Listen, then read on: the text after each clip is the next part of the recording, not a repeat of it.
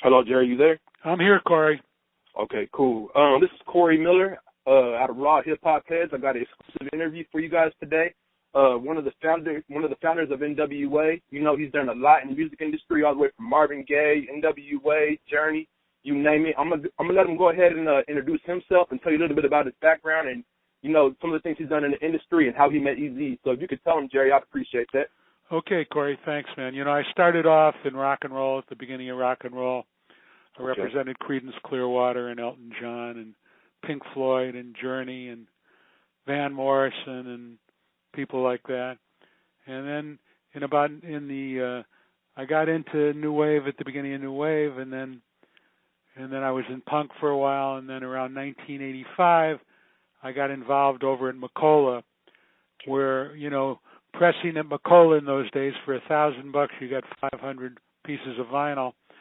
Was MC Hammer, Timex Social Club, Ice-T, World Class Wrecking Crew, Bobby, Jimmy and the Critters, LA Dream Team, JJ Fad, Egyptian Lover, Rodney O and Joe Cooley. Everybody was pressing there. And then, of course, in 1987, March 3rd of 1987, I met Eazy-E, and we started Ruthless Records. Wow, that's amazing. That's amazing. Now, when you first met Eazy, how was his demeanor? Was he really cocky? Was he arrogant? Or how was he when you first met him? You know? Eazy was always the epitome of cool. He was always laid back and mellow and cool, and he always looked really really good, you know, and he just he really let his actions speak for himself. You know, he never bragged about things. Yeah. And he was a true visionary. I mean, he was way ahead of his time. And it was my privilege to be able to be in business with him and to help him build N.W.A. That's cool. That's real cool.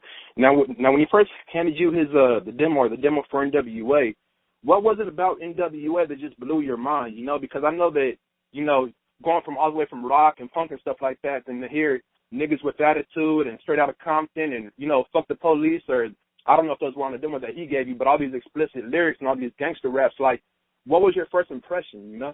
Well, the first record, the first song that he played me was Boys in the Hood. Okay. And I thought it was probably the most important record that I had heard since the middle 60s. It was a combination of the rebellion of the Rolling Stones, the poetry of Gil Scott-Heron, and the anger and angst of the Black Panthers. So I had been around at that time and had represented many of those people, so I was able to relate to it immediately, and I knew it was the most important music that I had heard since the beginning of my career. Wow. Now, I know, you know, Compton is a lot different now. I went through there, and I know it still has a lot of gangs, and I know it still has a lot of negativity going on in there, but I know in the 80s when the crack hit and the cocaine and everything was really big out there, like, I know that the streets and everything was really going crazy, you know, a lot of racial incidents with the cops and the police. Can you kind of describe what Compton was like and, you know, why they were talking about the lyrics that they were like back in the 80s? Like, could you describe kind of how Compton was like back then? Well, you know, what they were doing was talking about what life was like in the place where they grew up. Okay. Now, you know, they weren't saying that just because they used the word bitches and hoes that all women were bitches and hoes. They were saying that what happened, what was going on in Compton was the reality of their lives. Okay. It wasn't, you know, it wasn't something that they said that they liked or didn't like or whatever. They just said, hey, where we grew up, this is our reality, and that's what they had to live with. Yes. Now, when you first started working with N.W.A. and you know all your peers in the music industry, like, what was their whole thought about it? Did they think that you were crazy for working with N.W.A.? Did they give you a lot of shit about it, or how? Your peers, how did they react when you told them, you know what, I'm going to work with Eazy-E, I'm going to work with N.W.A., and we're going to make history? Like, did they think that you were crazy, or what was the reaction, you know? Yeah, they totally thought that I was crazy. And Joe Smith, who was an old friend of mine that used to be one of the owners of Warner Brothers, was the chairman of the board of Capitol Records at that time. And I took him, one of the songs that started off, What the Fuck Is Up, Who the Fuck Is He, coming on the mic is Eazy motherfucking E. And he looked at me and he said, hey, man, you got to stop getting high. He said, because this stuff is, he said, nobody will ever listen to this, nobody will play it, and no one will ever buy it. And I said, you know, Joe, I remember when radio stations wouldn't play Let's Spend the Night Together by the Rolling Stones. Now Mick Jagger's Frank Sinatra. So I said, times change, and this is the music of the future. Cool. So when Eazy told you about his whole plan and everything for N.W.A, like, what was the map, or like what was his vision for it? Like, did he want to be the biggest underground group, or what was his whole vision when he presented the whole idea to you? You know? Well, he understood that N.W.A had the ability to be one of the most important groups, you know, in history. Some of the other guys they just did it because it was fun and they were going to make money, but Eazy actually believed and understood the importance of it as I did. Yeah. So we immediately bonded, you know, just knowing what N.W.A really was. Cool. Now, you know, nowadays a lot of the marketing and a lot of the whole campaigns and stuff isn't really behind the scenes anymore. You know, it's on Facebook, it's on Twitter, it's everywhere. Now, back then, what was your guys' whole marketing strategy to really get N.W.A out there, you know? Okay, they had no marketing strategy. They made records, and Eazy was the conceptualizer of Ruthless. But the marketing strategy was mine, and I wanted to find out. You know, I knew that we could sell records out of the trunks of our cars at Rhodium, you know, and places like that. But, you know, if we were going to make it, you know, a really big group, we had to cross over to you know, the middle of America, Kansas, Nebraska, places like that had never played a rap record and certainly, you know, weren't into rap music. So I spent some time in Huntington Beach with people that I thought were on the cutting edge of society, and that was the skaters and surfers in Huntington Beach, and I listened to what they were listening to. And what they were listening to was the biggest new album in history, and that was Appetite for Destruction, Guns N' Roses. They also were listening to Metallica and Suicidal Tendencies, and I said, you know, man, anybody that bought Appetite for Destruction, that's our audience. Yeah. And if you look at any interview or video that, you know, that Guns did between 87 and 91, or that Metallica or Suicidal Tendencies did, they were wearing Straight Outta Compton T-shirts and N.W.A caps and everything. So the minute they put their stamp of approval on N.W.A, then it became not just an inner city thing. It became a cultural thing that swept the country. Okay. Now, a lot of people say that, you know, Ice-T is the originator of gangster rap, and there's some other guy out of New York, but a lot of times I hear Eazy-E, you know, being the creator and being one of the guys to put on gangster rap. Do you consider him the godfather of gangster rap? And if you do, why, you know? Well, I think that Ice-T was certainly the first of the gangster rappers in Los Angeles, and he pressed at Macola. And, you know, the original guy back east was a Jamaican named Kool Herc. So, but I think that Eazy, with his conceptualizing and his vision, and my help took it to a whole different level. But yeah, we all had nothing but mad respect for Ice-T, and still think that he's, you know, certainly one of the most important forces in the history of West Coast rap music. Wow, that's amazing. Now, what hit and you know, what hit really solidified N.W.A? And not only what hit, like, what was the reaction when you guys first put it out? Did you guys know that was going to be the hit single, or did you guys just kind of flow with the single, you know? Well, we didn't really put out singles, you know. Okay. Our albums all told a story, and we put out albums. Okay. But the only radio station that was playing, you know, hip-hop at that time was that little 5,000-watt station on the top of Alvarado Street, K-Day. And that was Greg Mack and the Mac Attack and Julio G and Tony G. So those guys were the backbone of our music. And, you know, we would go play it for Greg Mack or Julio and Tony, and they'd say, okay, you got to change this and that. And we'd go back to Eazy's Mother's Garage or whatever and take out some of the swear words and stuff. But K-Day was the single most important outside factor in the success of N.W.A. Okay, cool. Now, ever since Eazy's passing, how is your relationship with his kids? You know, do you see his kids? Do you guys have any relationship? Or I really have very little relationship with his children because I didn't know them outside of taking care of their private school education and stuff like that. The only ones that I really knew were Derek and Little E and Aaron.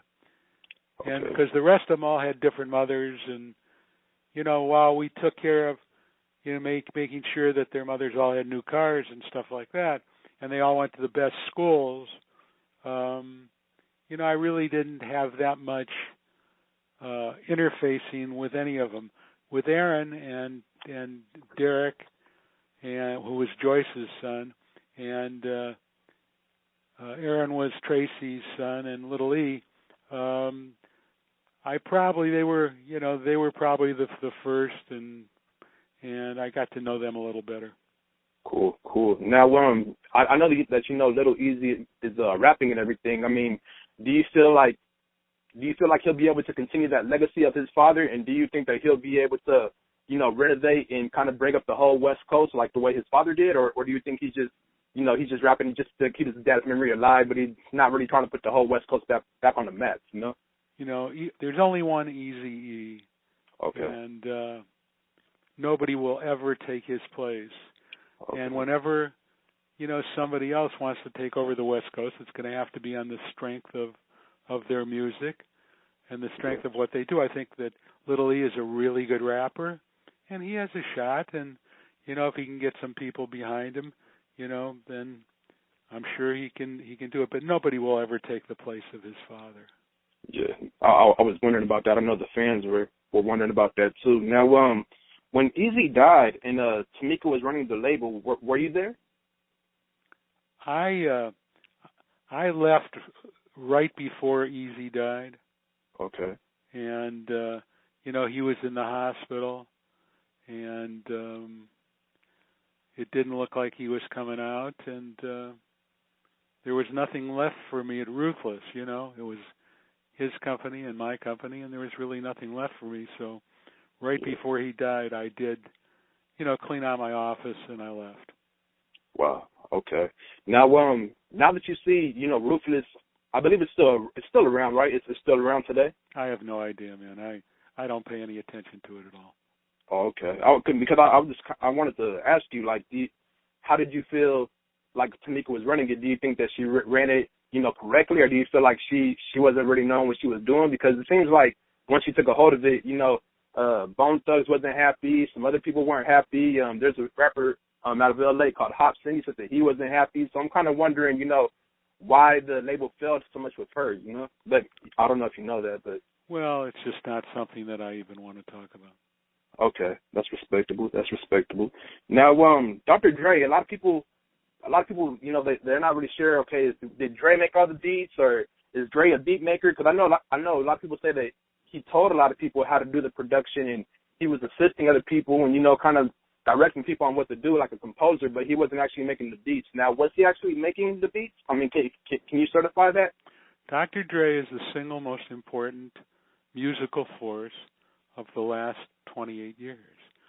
Okay. I mean, when you look at his body of work, who has ever amassed a body of work like Dr. Dre did? He did World Class Wrecking Crew, Michelet, the DOC, N.W.A., The Chronic, Eminem, 50 Cent, Kendrick Lamar. The guy is the single most important musical force, and he did the beats for every single record that ever came out on Ruthless. So anybody that says that, they're just talking stupid. This guy is an incredible musical force. The most important musical force of our generation. Wow. Now, when he left the actual group, what was the reason for him leaving? Well, that's something that you really have to ask him. Okay. And you know, certainly it was a disappointment to me, and it was a disappointment to Eazy, and there were a lot of things involved. And one of the things that was involved was a guy named Marion Hugh Knight, who isn't exactly my favorite person. But so, you know, he somehow got involved and twisted Andre up a little and talked him into leaving or whatever. And you know, fortunately for Eazy, he was able to put out 180, 187 after that. And by the way, Above the Law is absolutely one of the greatest rap groups ever. And if there wasn't an N.W.A., Above the Law probably would have been the biggest of the West Coast groups. But, you know,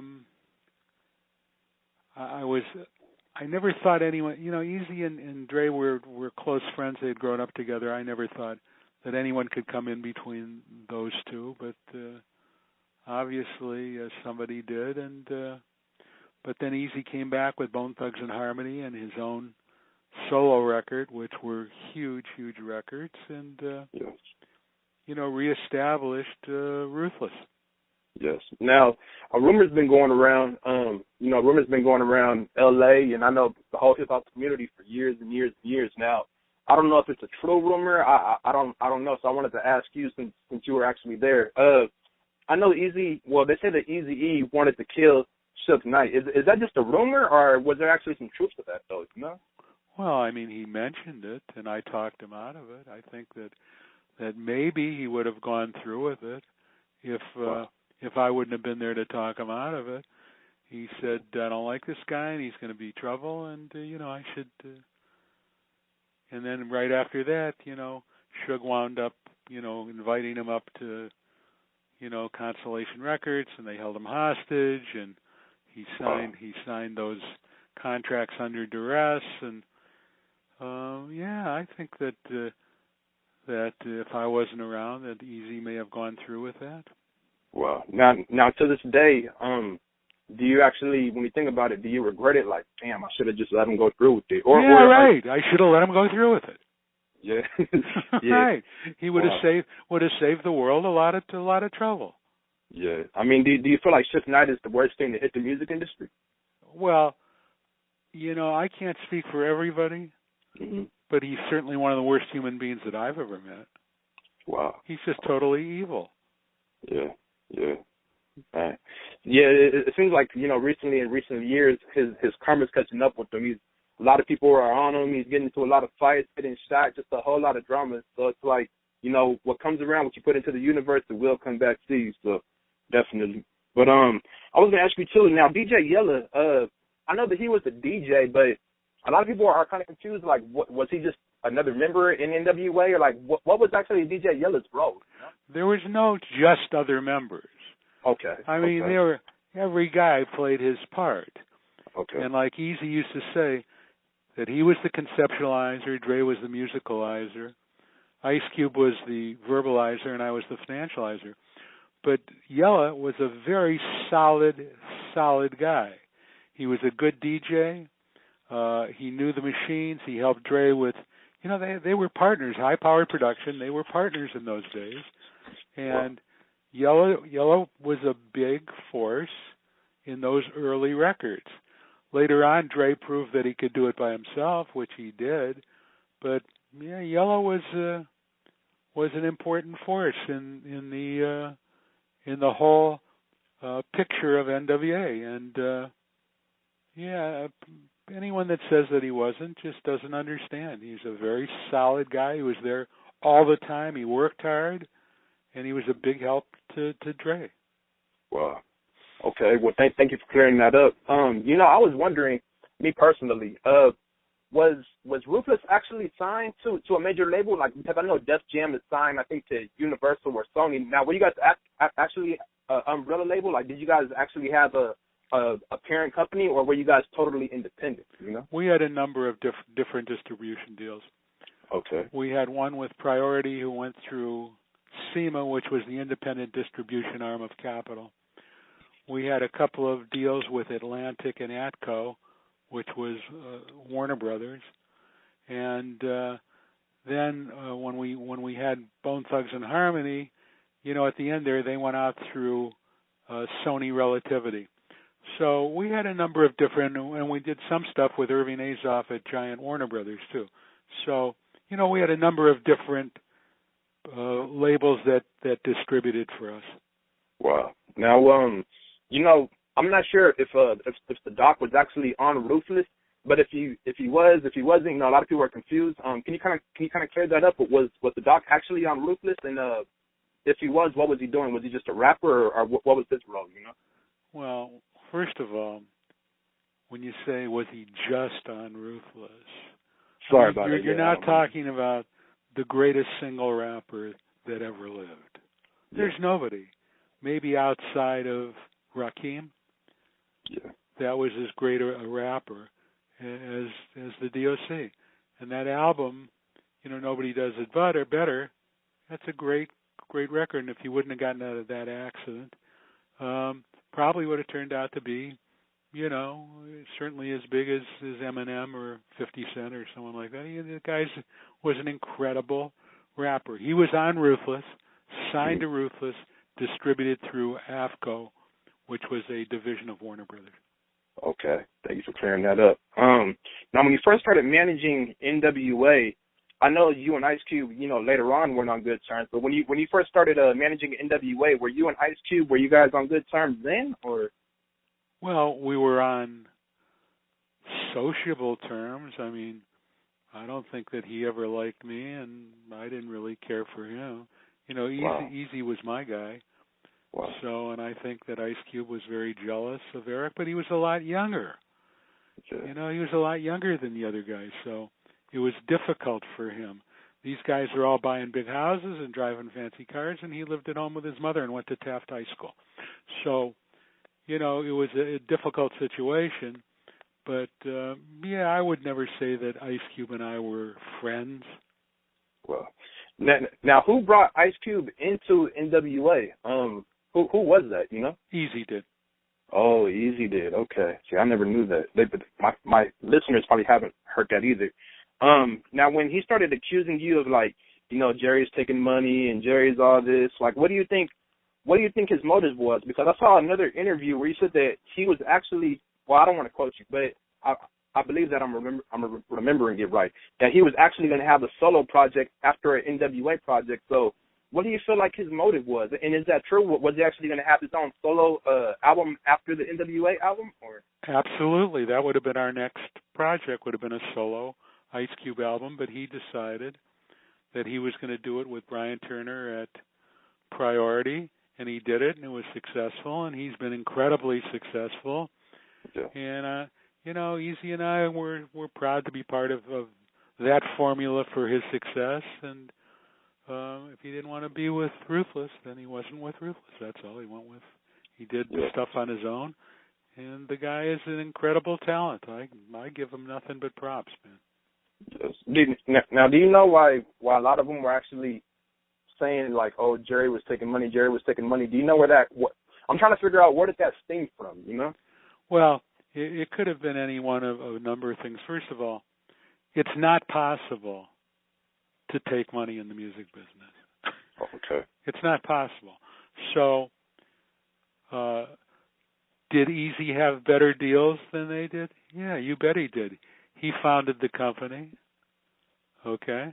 You know, he was, they didn't own any part of Ruthless Records, so he got more money than they did.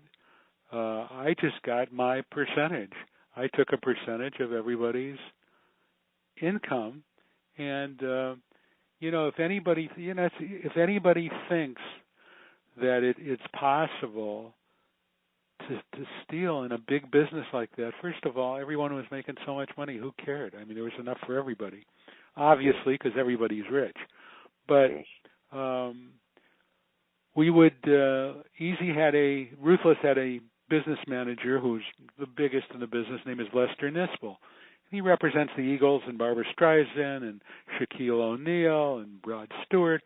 The guy is above reproach. So he would do the statements, and then he would send the statements over, and Eazy and I would look at them, and then our attorney would look at them, and then we would drop the checks, and Eazy would sign them, and then we would send it to their business managers and their accountants. I mean, it's just not possible.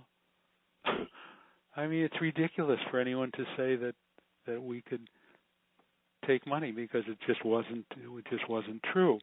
And when Eazy died, I had Price Waterhouse, who were the biggest accounting firm in the world, come in and do the books, and Lester Nispel did the books on behalf of Ruthless, and the estate had somebody do the books. A guy named Wasserman came in to do the books, and all three people said that the books were pristine, that they were done perfectly, and nothing was ever done. The other ridiculous thing is these morons that say that I killed Eazy. I mean, the guy was not only my best friend, and we founded the company together, but I'm the only person that didn't gain from his death. Everybody else gained from his death, not me. Wow. So, it's just all bullshit talk, and how it gets started, I don't know. Maybe I'm sure a lot of it had to do with the fact that I was white and Jewish.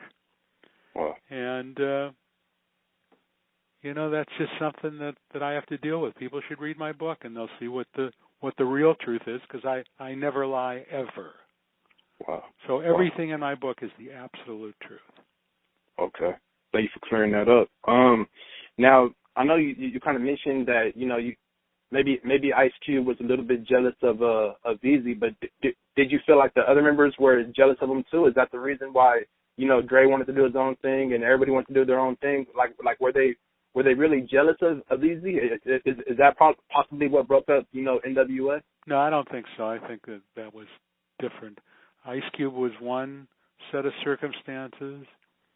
Dre was another. Yella and Ren never left, so, but Dre was another.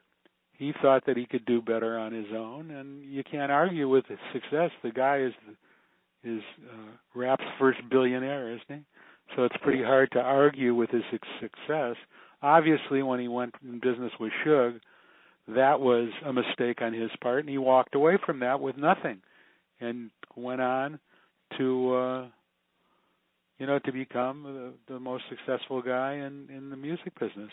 And I made his original deal with Jimmy Iovine at Interscope, so certainly Eazy and I were aware of the fact that he wanted to be at Interscope and probably wasn't going to do anything for Ruthless anymore. So we did what we thought was best for Ruthless, and we made Dre's deal with Jimmy Iovine, and the rest is history. I mean, these guys have been incredibly successful. Wow, it's true. It's true. Now, I was hearing one of the members of Bone Thugs and Harmony. I'm not going to say who, because I don't want to put anybody on the spot like that. But one of the members, you might even know who it was. I'm sure you probably do. Was saying that when Eazy-E, this is what he was saying, that Eazy-E fired you, but he had so much love for you that he wouldn't let you leave the office, or he didn't make you leave the office. Is there any truth to that? No. Okay. I was there till I knew that Eazy wasn't coming back. Probably after that speech that he supposedly wrote, which I know he didn't, that Ron Sweeney delivered. But I knew without him there that there was nothing there left for me, so I just left. And Eazy and I were special, and we had a special relationship, and we founded, probably outside of David Geffen and Jack Holtzman and Clive Calder, probably the most successful startup record company in the history of the music business. I'm proud of that. I'm proud of that. And everybody, all the guys wound up being very, very rich, and that's what Eazy wanted. That's good. That's real good.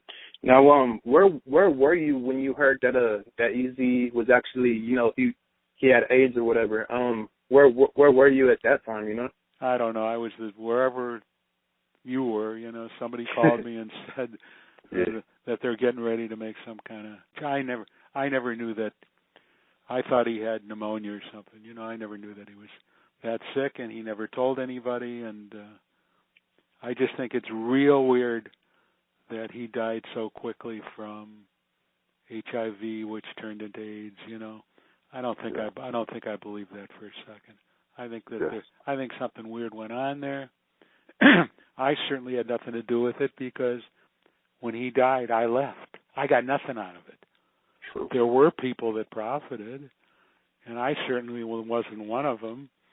So I just was distraught because the man had been my business associate and best friend, and like a flesh and blood son from March the 3rd of 1987 when I met him to March the 26th of 1995 when he passed away.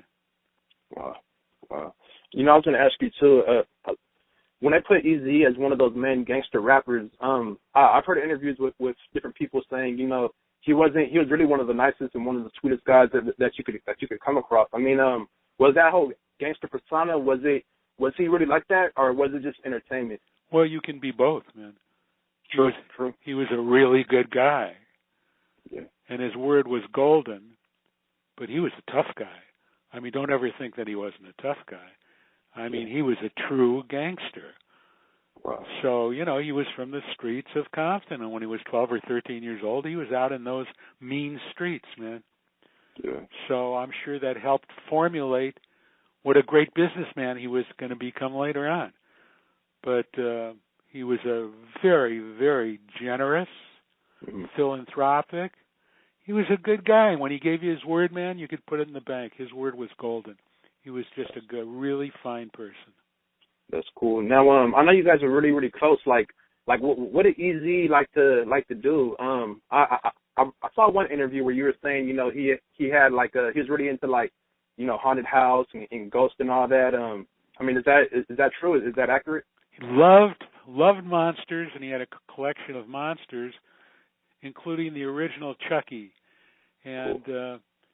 You know, I had this bulldog. We lived 2 houses away from each other, and he had this entryway with a cement chair there, and Chucky would be peering out from behind it. And my bulldog would walk in the door, and she would start yelping, and she would run out the door. She would get so scared. Wow. But he loved monsters, you know, the guy with all the pins in him and stuff like that. And I was supposed to get all those monsters after he passed away, which I never did. No one ever gave them to me. But yeah, he was really into that stuff and monster movies, and you know, he just loved it. You know, he had that childish side of him that he just loved that stuff. It's cool. Now I know you said that he was fearless too. So did he really used to like go everywhere by himself, or that was just a rumor? Well, he had bodyguards, but he rolled by himself. I mean, he was fearless. He was afraid of nobody. It's cool. And he was a tough guy, and you know, normally he was armed, and he rolled by himself, man. And you know, he was out till all hours of the morning, and people treated him with respect, and they just wanted to meet him and touch him and talk to him, and you know, the man was a true, huge star. Yeah, it's true. It's true.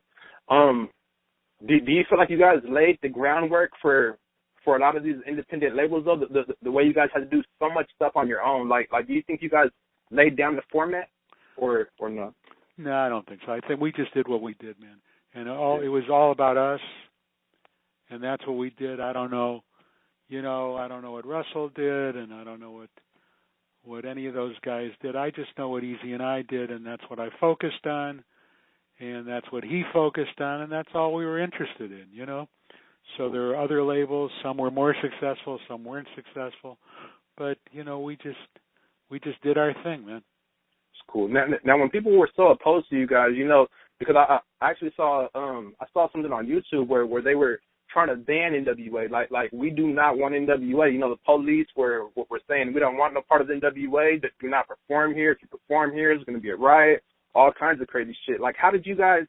What motivated you?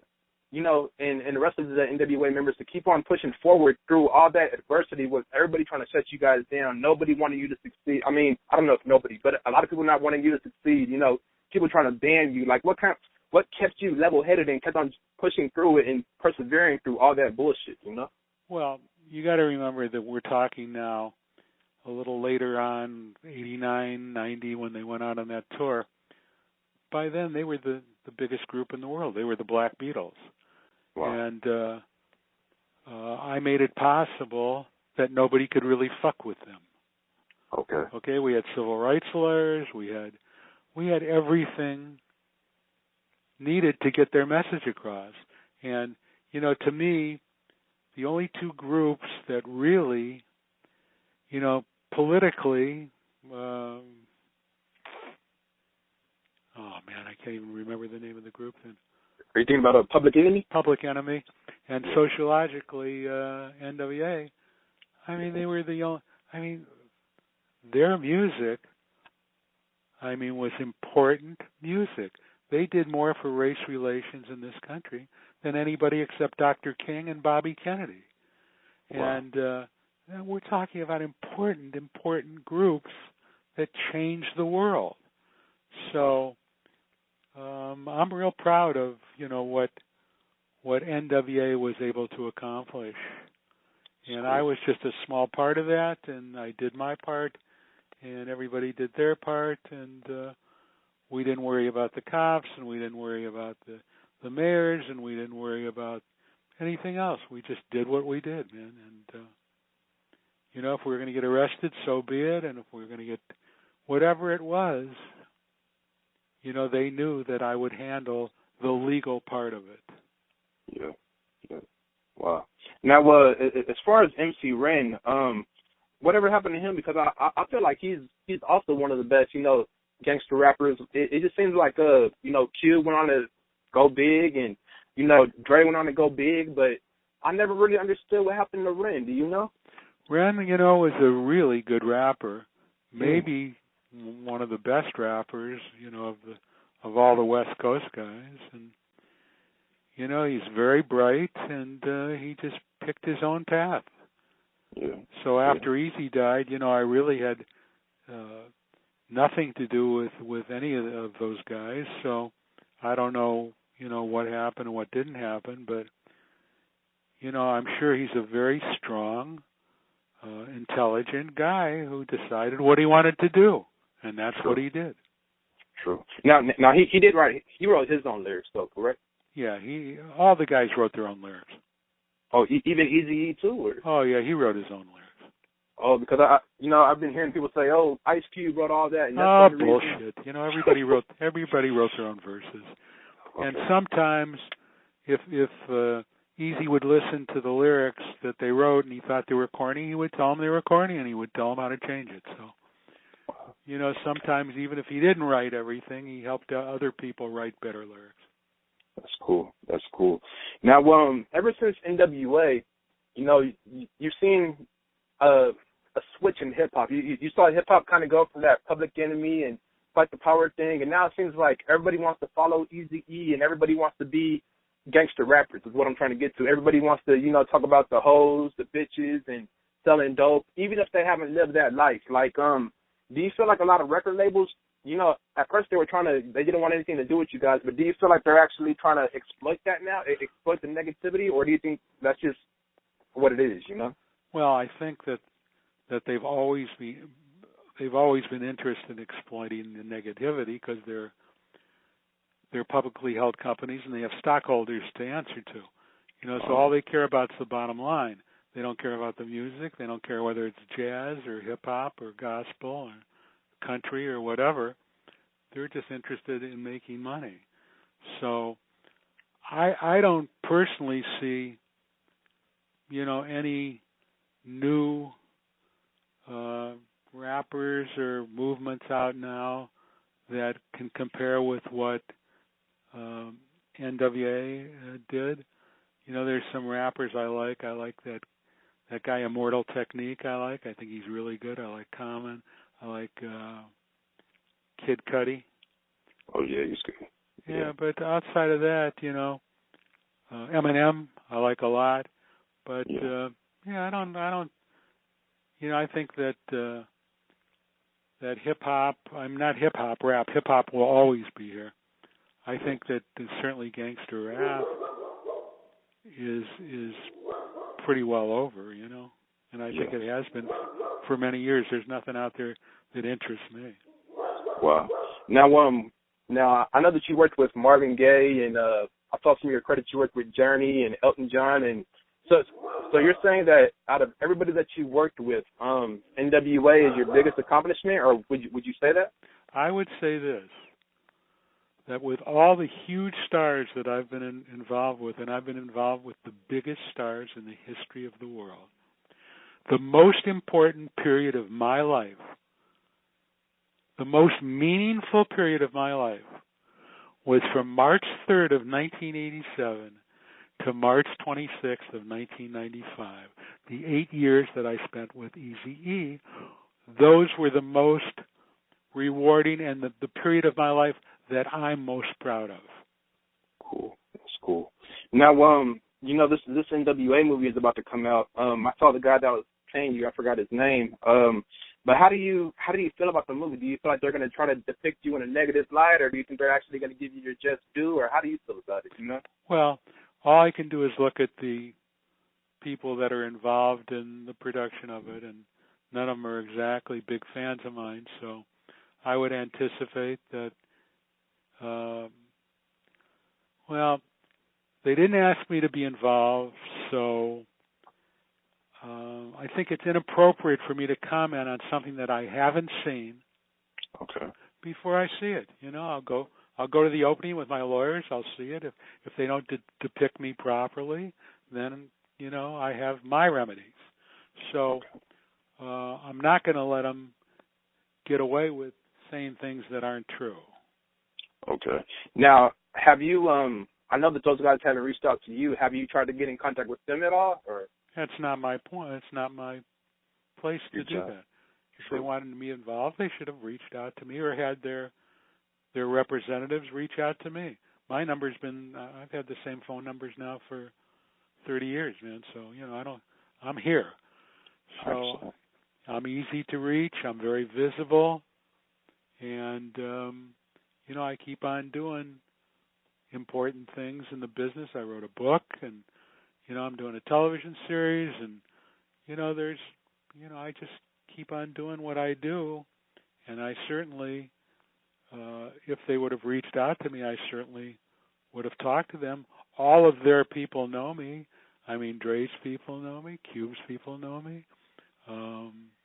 They all know me, and I know them after being in the business for 6 decades. Obviously, I've dealt with everybody that there is to deal with. So, and the people at Universal know me. So, if they wanted to reach me, they would have reached me. Now, if this doesn't come out right, do you have any plans to like release your own movie? Because I would like to see your part of, you know, your point of view and how you saw that it went down. You know, like, are you interested in creating your own movie or not?